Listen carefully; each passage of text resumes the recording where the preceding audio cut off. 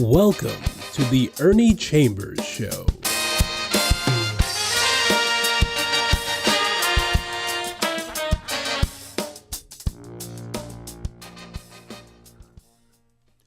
Friends, enemies, neutrals, and I threw in the word fools because we have some of those, and I want everybody to know that they're welcome to sit in on this little presentation. We cannot judge people at one instant in time and consider that to be entirely what the person is. Wise people do foolish things. Foolish people often say wise things. So the best course to follow when we're dealing with human beings is to allow a period of time to elapse which is sufficiently long to give us an index into what that person may really be. Maybe somebody had, like Scrooge had said, an undigested bit of mustard that caused somebody to have a nightmare. It could have caused somebody to have an upset stomach, which upset everything else. So that is out of the way, and I can begin to talk about what is happening in the Middle East. It's extremely troubling to me because I see parallels to every instance in history when one group which had virtual total domination over another group, all types of injustices and even cruelties come into play. There seems to be, unless we're very careful, an underlying streak of that prehistoric, pre-civilized barbarity that causes us to feel sometimes a sense of pleasure in inflicting pain on others who have not harmed us, others who are unforgiving in what they do, but they haven't done anything to us. So we have to allow enough time for the thing to unfold. More than enough time has unfolded to allow the so-called Jewish state, and that's the way those in Israel often describe their state, enough time to show that they are humane, that they believe in justice. They will do unto others as they would be done by, and under all circumstances would never engage in the kind of conduct which created a very dark, ominous period in Jewish history known as the Holocaust. Some people learn from bad things that happen, how hurtful they are, and will avoid doing those things. Others incorporate all of the worst aspects of that situation and become practitioners of the very kind of thing that was done to them. And that's what Israel, which I refer to often as Nazi Israel, is doing to the Palestinians. These people who call themselves Jews, who call themselves Zionists, are not the original inhabitants of Palestine. They came from Europe. There were people living in Palestine. They were known as the Palestinians. They were displaced by the people who call themselves Jews or Zionists who were fleeing Europe to get away from what they call anti-Semitism. Then, instead of being examples of how virtue can spring up in a person who himself or herself has been abused, they duplicate and sometimes outdo the horrors that were inflicted on them by the Nazis. Right now, there are demonstrations on campuses all over this country, even out east where they have the elite universities, those whose names might be familiar to you, Columbia, Brown. Even down in Texas, they have this kind of student demonstration activity going on. In the eastern areas, the students are erecting tent, you can say villages, where they will occupy space and make their protest. They allow their bodies to become a magnification or amplification of what is in their mind. They are willing to be arrested, not eager to be arrested, not desiring to be arrested, but willing to face arrest. The brutality that often is inflicted by American so-called law enforcement persons, some of whom have a streak of sadism, which manifests itself whenever they are dealing with helpless, weak, or disadvantaged people. So they are now sending these kinds of people, not everyone in a police uniform fits the description I've given, but enough of them do to cause people to make a generalization about all people who are attired in such a manner. Clubs have been used on these students, tear gas, tasers. They have been wrestled to the ground, some thrown to the ground in what is supposed to be a civilized country. And the irony is that they call themselves enforcing the law against those they consider lawbreakers. Lawbreakers because they have become, based on what the university magnates say, trespassers, destroyers of property. So they call in the goon squad. I have an article that appeared March 30th. Every article that I read from will be found in the Omaha World Herald. The headline, "Campuses Take Action to Put End to Protests." So that virus, which originated in Israel, has led to an infectious disease on the shores of what some people call the greatest country on the face of the earth, but I dissent from that opinion. Campuses take action to put end to protests. New York. Colleges around the U.S. implored pro-Palestinian student protesters to clear out tent encampments with rising levels of urgency Monday, with more arrests being made at the University of Texas and an ultimatum from Columbia University for students to sign a form and leave the encampment or face suspension. Excuse me. Protesters who returned to the University of Texas, Austin, on Monday were met by dozens of law enforcement officers, many in riot gears. 6 protesters were quickly arrested and others were taken into custody one by one.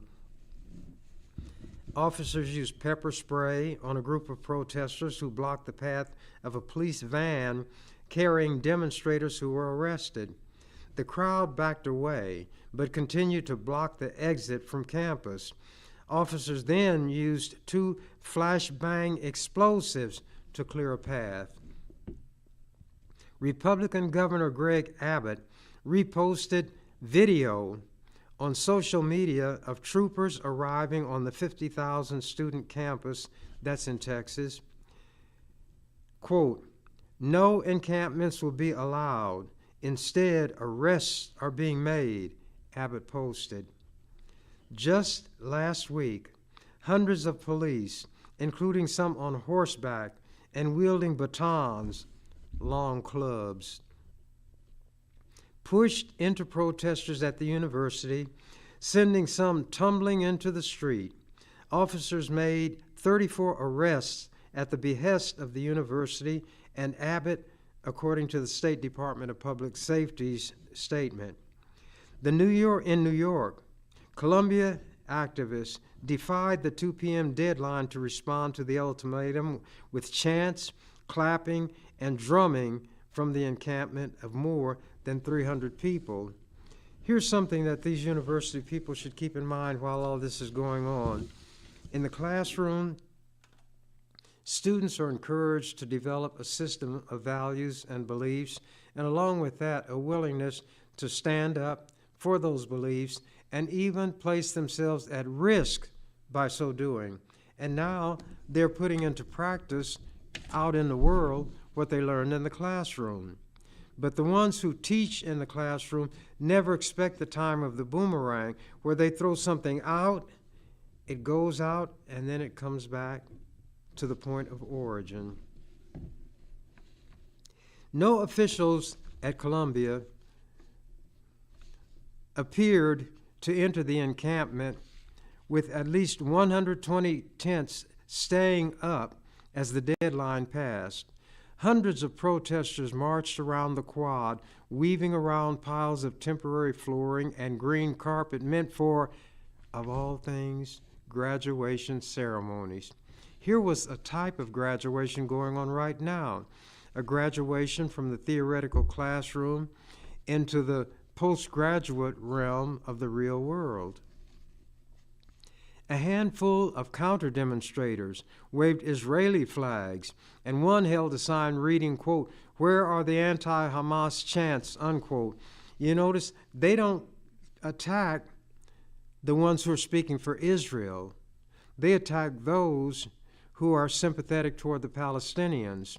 So even as the law enforcers come to enforce the law, there's a type of discrimination, you could even call it racism, involved in how they apply the power that they were given by the state.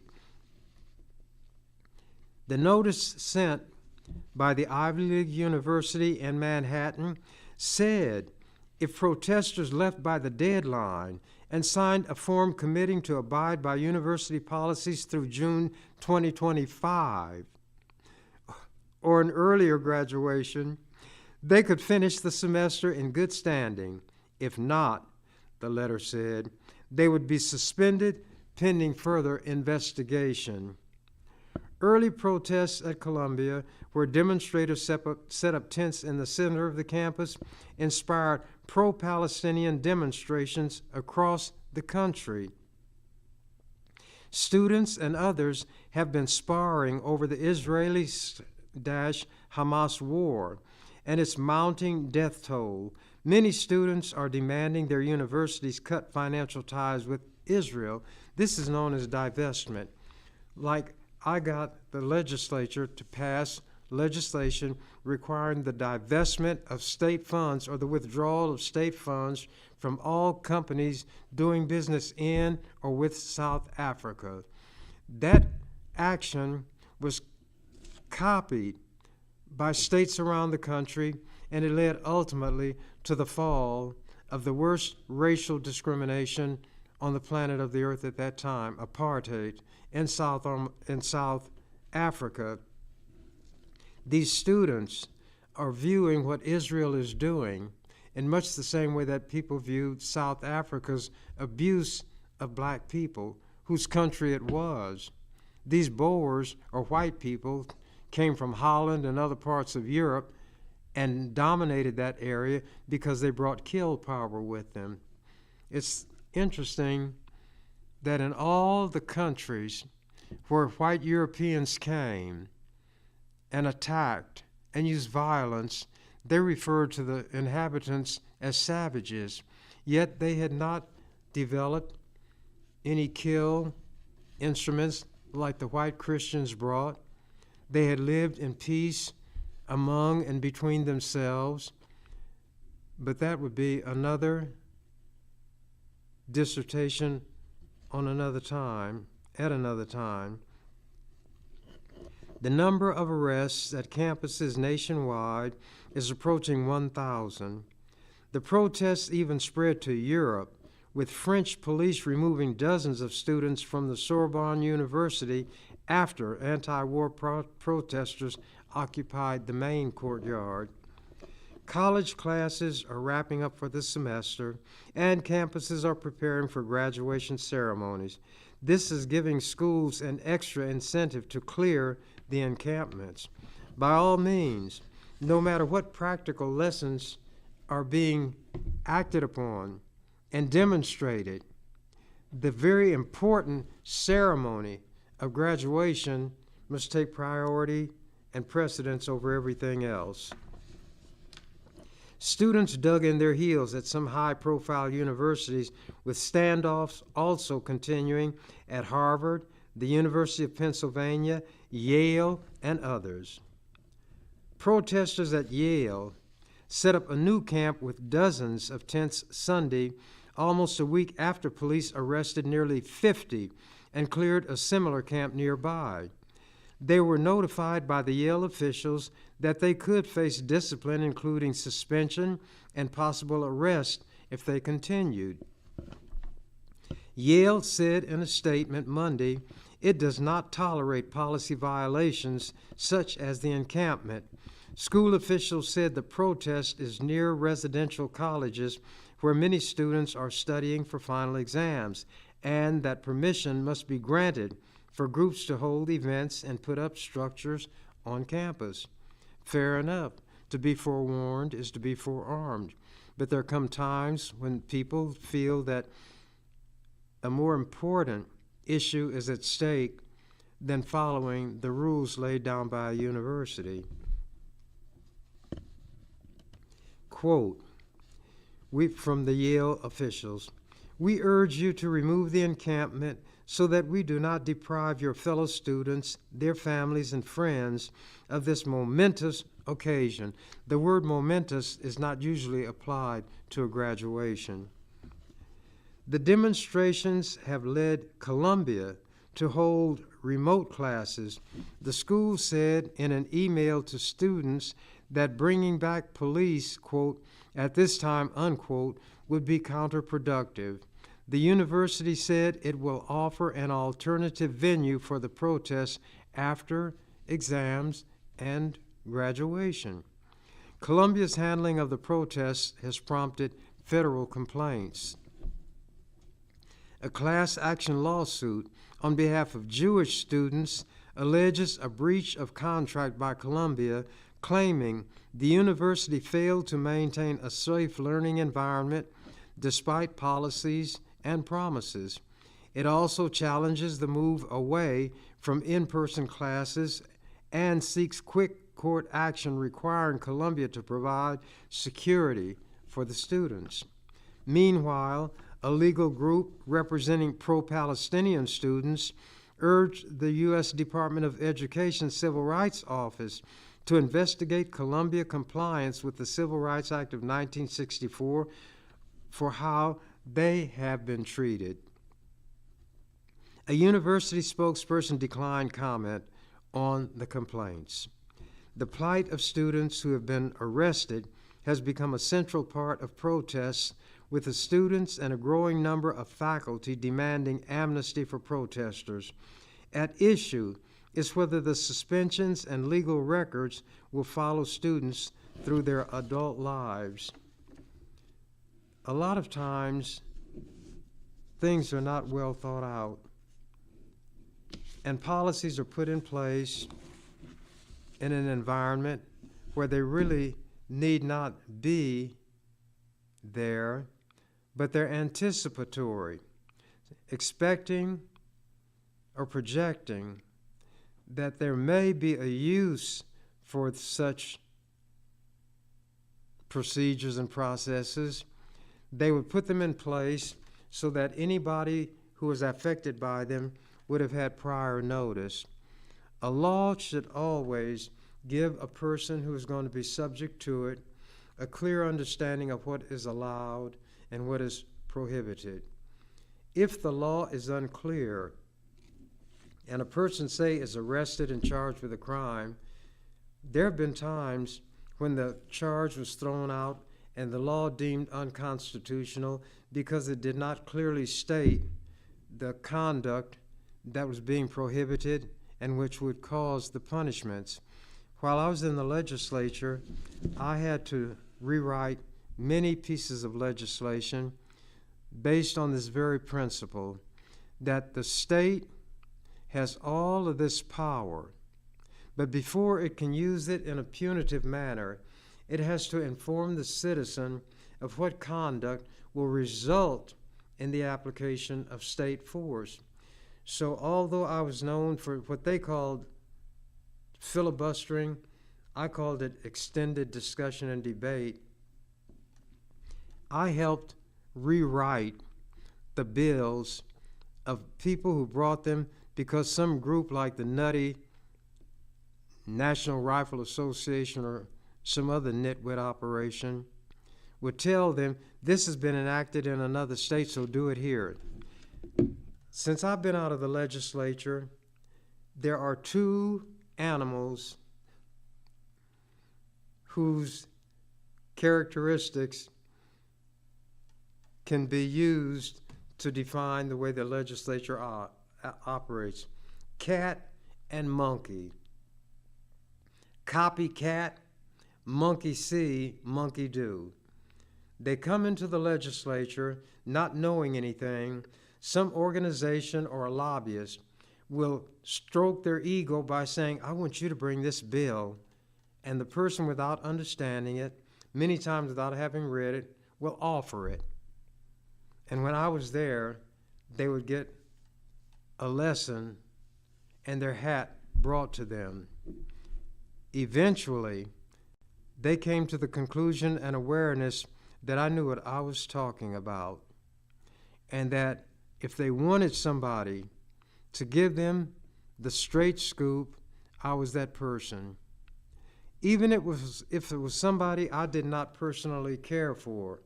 My job was not to be a friend or to make friends, it was to make good law. When somebody brought a proposal that might wind up being law, I felt a personal obligation, if nobody else did, to see that the citizens out there who are going to be affected by that law would be given a clear picture, understanding, explanation of what they are prohibited from doing. So they copycat bad legislation. They monkey see, monkey do. If such and such a state did it, then Nebraska should too. My job was hard. I earned that $12,000 a year. Actually more than that, but I knew what the job paid when I took it. But when I took it, the pay was $4,800 a year.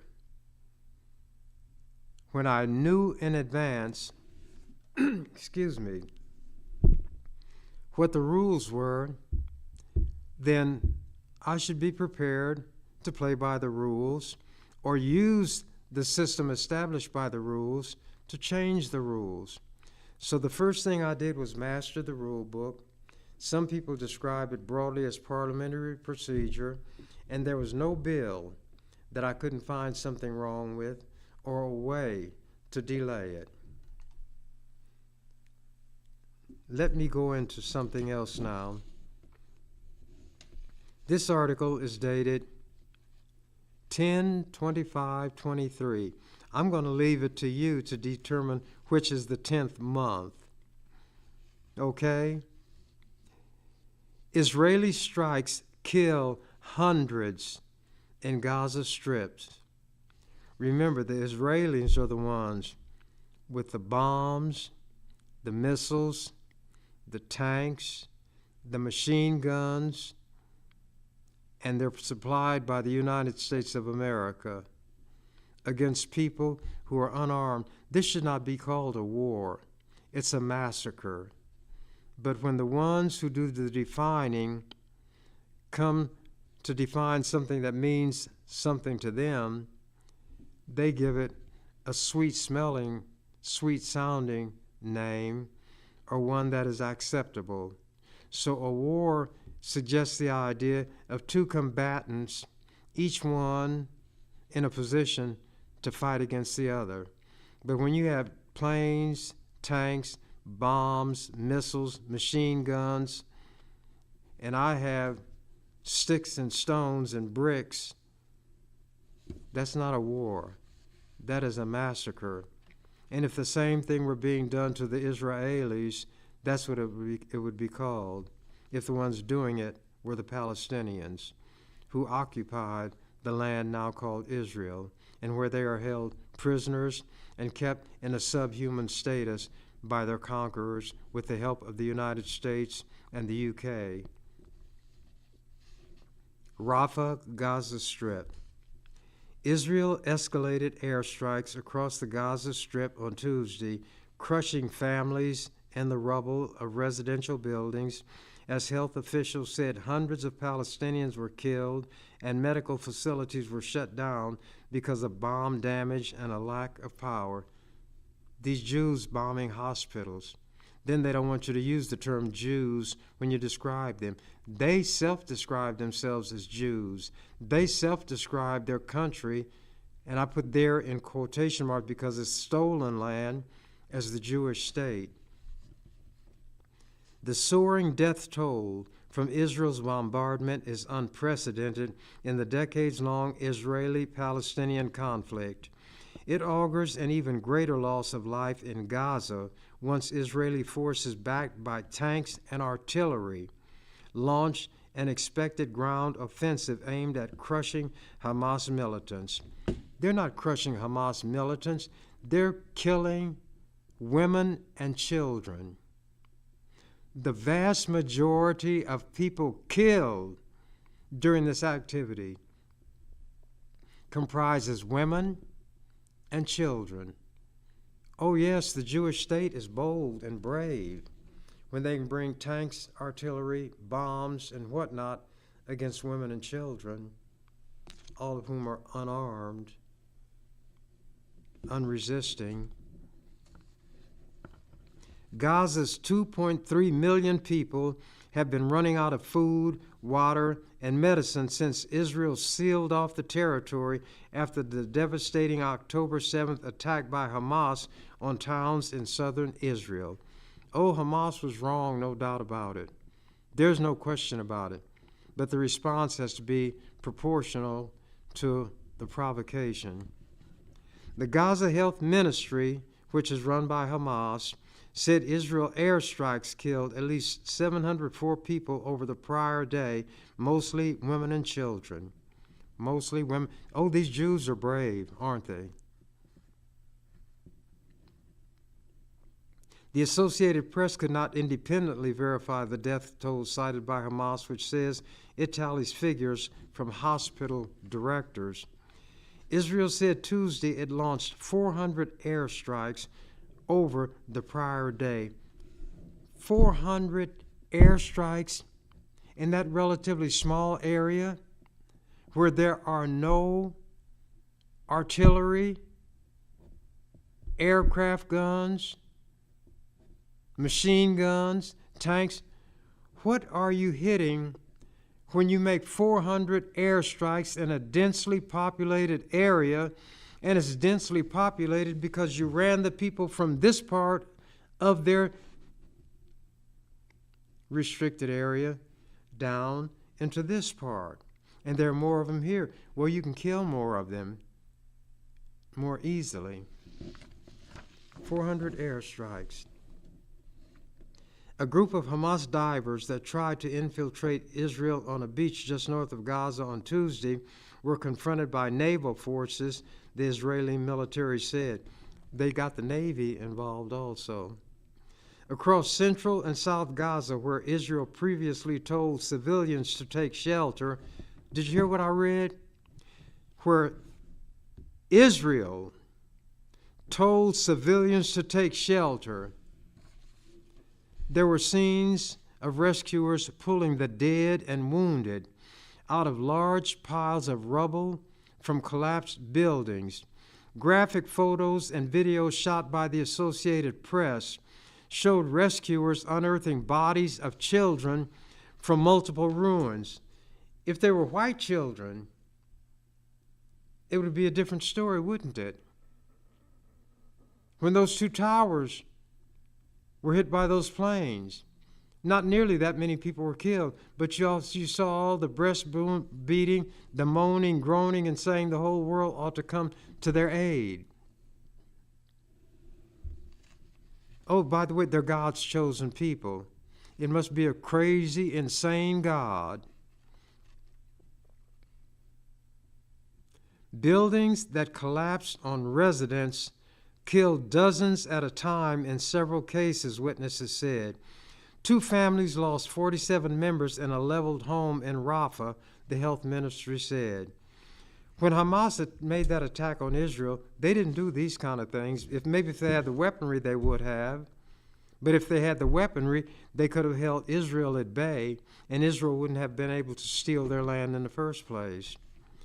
A strike on a 4-story building in Khan Yunis killed at least 32 people, including 13 members of the Sakwala family, said Amar al-Bouta, a relative who survived the airstrike. He said there were about 100 people sheltering in the building, including many who evacuated from Gaza City. They came down there and were encouraged by the Jews to come down there, making easy targets. Quote, "We thought that our area would be safe," he said. "They trusted the wrong people." Another strike destroyed a bustling marketplace in the Nusayrat refugee camp in central Gaza. A refugee camp attacked with bombs by God's chosen people. AP photos, Associated Press, showed the floor of a vegetable shop covered in blood. In Gaza City, at least 19 people were killed when another airstrike, attacked a house. They bring in airplanes to attack houses? Then they whimper and whine?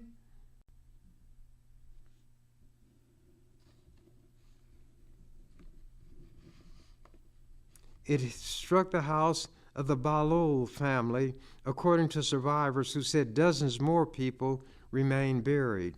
I know this brought great joy throughout the Jewish state when they were told that they killed the women and the children and buried them all, just blew their houses up with airplanes. And I'm sure there was great joy in the Jewish state. The health ministry said more than 5,700 Palestinians have been killed in the war, including some 2,300 children. Oh yeah, they're good at attacking children also. The fighting killed more than 1,400 people in Israel, mostly civilians slain during the initial Hamas attack, according to the Israeli government. No airplanes, no tanks, no artillery. And that land had belonged to the Palestinians. It was stolen. As the death toll in Gaza spirals and fuel supplies dwindle, the number of facilities able to deal with casualties is shrinking. More than half of primary health care facilities and about 1 of every 3 hospitals have stopped functioning, the World Health Organization said. You know why I'm talking like this? People will be outraged and furious. Words which can be countered by words. But if they were not true, if they were not striking the mark, there'd be no anger, there'd be laughter. If you went into an insane asylum and people were babbling and you were not sympathetic and willing to recognize those people's situation, but stereotyped it, you'd laugh at them. It would be funny. They're behaving like what they are, idiots, morons, and crazy people. The Jewish state is one large insane asylum, and Jerusalem is the violent ward.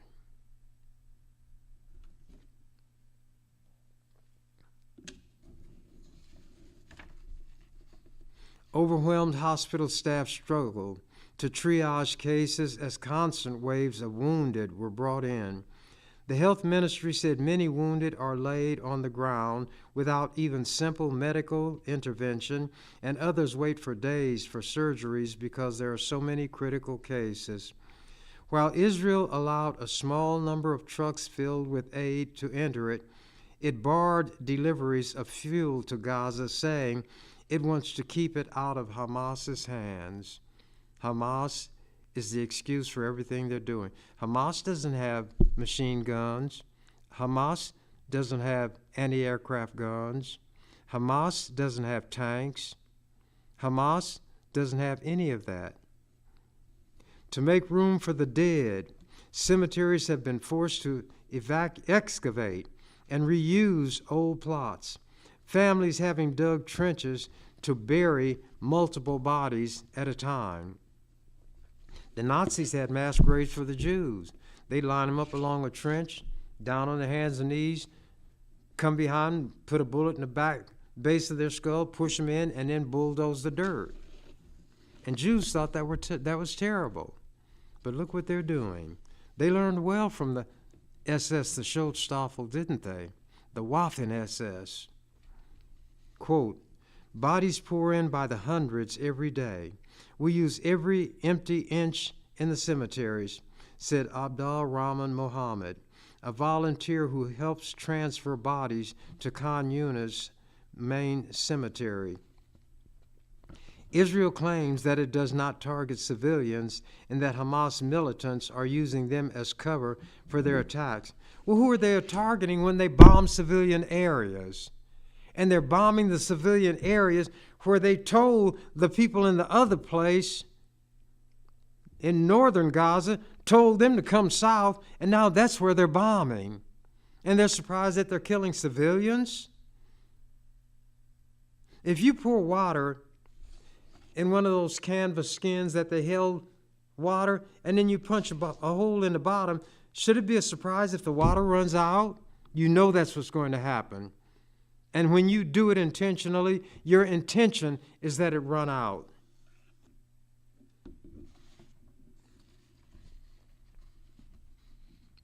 Does it seem like I'm raving like a madman? I'm mad, not in the sense of insane, but angry or outraged, disgusted, incensed. Even war has developed what is called laws of war.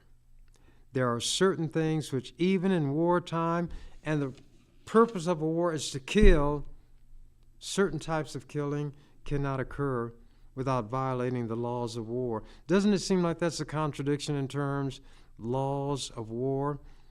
But the Jews joined in when the Nazis were put on trial at Nuremberg. They were at war, but they violated the wars. You can use anti-aircraft guns to shoot down airplanes. That doesn't violate the law of war. You can fly with airplanes and bomb troops. That doesn't violate the law of war. But if you turn those things against people who are called non-combatants, who are not in the business of taking your life, then you have committed what is called a war crime. And that seems like a contradiction of terms, in terms. How can there be crimes in war where the ultimate aim is to destroy and kill as many people as you can, as was done when the United States dropped atomic bombs on Hiroshima and Nagasaki?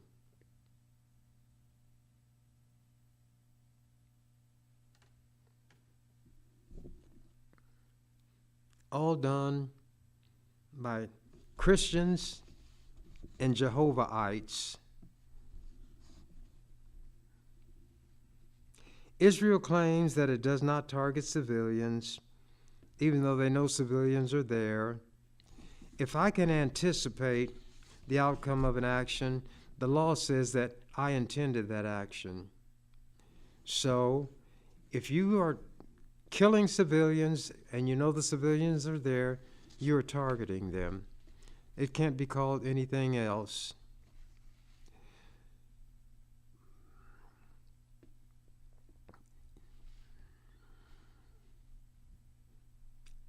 It says Hamas militants are using them as cover for their attacks. Well, Hamas is not attacking in Israel. It's not a war. Hamas doesn't have any weapons that it can fight Israel with. Can you fight a tank with a pistol, with rocks? Israel has vowed to destroy Hamas.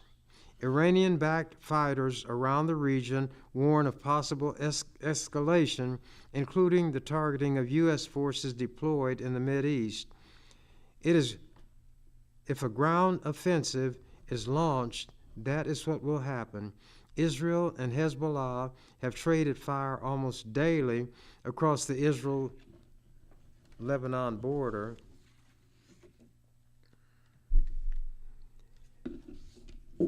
I can't go through everything that I intended to, but I have something. If I read rapidly, I might be able to finish it before my time is up.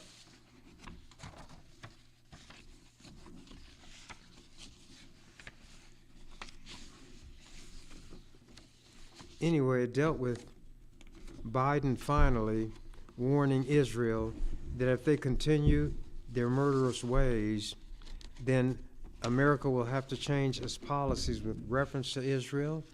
If Israel continues to kill civilians, then the concern that Biden would have addresses the supplying of weaponry to Israel. I'm not going to keep talking about this on this program, but it's one of those situations where as things continue to happen, and I see unarmed people, huge numbers of children. When I say huge, numbering in the thousands, there's no excuse for that. How about all these so-called pro-life people? Oh, that's right, they're concerned only with fetuses, aren't they? Once the fetus becomes a full-fledged human being outside of the womb, then all the concern is gone. They can be hungry, they can be ragged, they can be homeless, and these pro-life people who are so concerned about fetuses will say, well, she shouldn't have had the little bastard if she couldn't take care of him. You see how hypocritical religion is? I don't begrudge people anything they believe. And what difference would it make if I did anyway? I don't control anybody. Maybe if they listen to me and I talk, or if they watch what I do and they don't like it, then to the extent that they allow what I do to impact on them, I own them. But I don't own them in the sense of having physical control and power over them so that I can harm them to pleasure myself or just to have something to do. I'm going to tell you the truth. I knew that people in the so-called Jewish state were vicious and cruel. What they would do in the land that they had forced the Palestinians to be in, they call them occupied areas. They would allow these so-called Jewish settlers to go there, take a Palestinian's home, then bring the army in and protect that settler because now it's his home. And the settler had better not be harmed by the former owner of the house. No, they were talking about the Jews who developed that so-called Jewish state and now showing just how murderous, vicious, and inhumane they are. But remember this, brothers and sisters, what I'm saying applies only to the ones who are doing it, not those who happen to live there but are not doing this. The crime is committed by the perpetrators, not by the ones who happen to be there also. I say again, if you have Jewish friends, don't make them enemies because of what's happening in Israel. Don't turn against anybody because of what somebody like them is doing. Until this person does something that merits that, let your relationship remain what it is to that person. Not all Jews are bad. Not all Zionists are bad. Not all Israelis are bad. But such a large number are, or acquiesce in what's being done that's bad, will cause human beings, being what human beings are, will stereotype and apply the stereotype to any and everybody. And with that, as the canary said when he found out the cage door was open, I'm out of here. You've been watching The Ernie Chambers Show. If you'd like to leave suggestions, email us at ewcfacts@gmail.com. That's ewcfacts@gmail.com. This is an EWC Communication production.